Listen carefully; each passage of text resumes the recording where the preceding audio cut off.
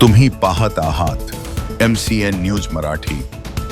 अकोला जिल्हाधिकारी वर्षा मीना यांनी बाळापूर तालुक्याचा दौरा करून विविध प्रशासकीय विभागांचा आढावा घेतला। उपविभागीय कार्यालय, महसूल आणि नगर परिषद विभागाची कामांची पाहणी करत नागरिकांचे प्रश्न प्रलंबित न ठेवता ते तात्काळ सोडवावेत असे कडक आदेश जिल्हाधिकाऱ्यांनी यावेळी अधिकारी व कर्मचाऱ्यांना दिले।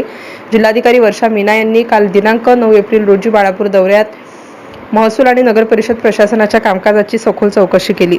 तहसील कार्यालयातील आढावा बैठकीत त्यांनी अवैध माती उत्खनन आणि मोठ्या प्रमाणात वाळू चोरी संदर्भात कडक भूमिका घेतली। कोणत्याही कामात दिरंगाई खपवून घेतली जाणार नाही असे सांगत अवैध वाळू उपसा करणाऱ्यांविरुद्ध कठोर कारवाई करून महसूल जमा करण्याचे आदेश त्यांनी दिले। त्यानंतर नगर परिषद कार्यालयात पार पडलेल्या बैठकीत शहरातील अतिक्रमण, घाण कचरा व्यवस्थापन, साफसफाई, रस्ते, पाणी पुरवठा आणि जन्ममृत्यू दाखले यांसारख्या सार्वजनिक सुविधांचा आढावा घेण्यात आला।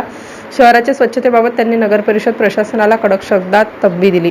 यावेळी उपस्थित लोकप्रतिनिधी आणि नगरसेवकांनी शहराच्या विविध समस्या जिल्हाधिकाऱ्यांसमोर मांडल्या। जिल्हाधिकाऱ्यांनी या सर्व समस्यांचे तात्काळ निराकरण करण्याचे निर्देश संबंधित विभागांना दिले।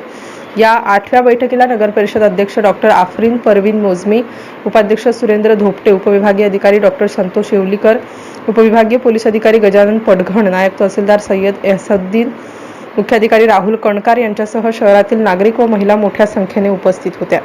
MCN न्यूज मराठीकरिता शेख जावेद शेख हासम, बाळापूर।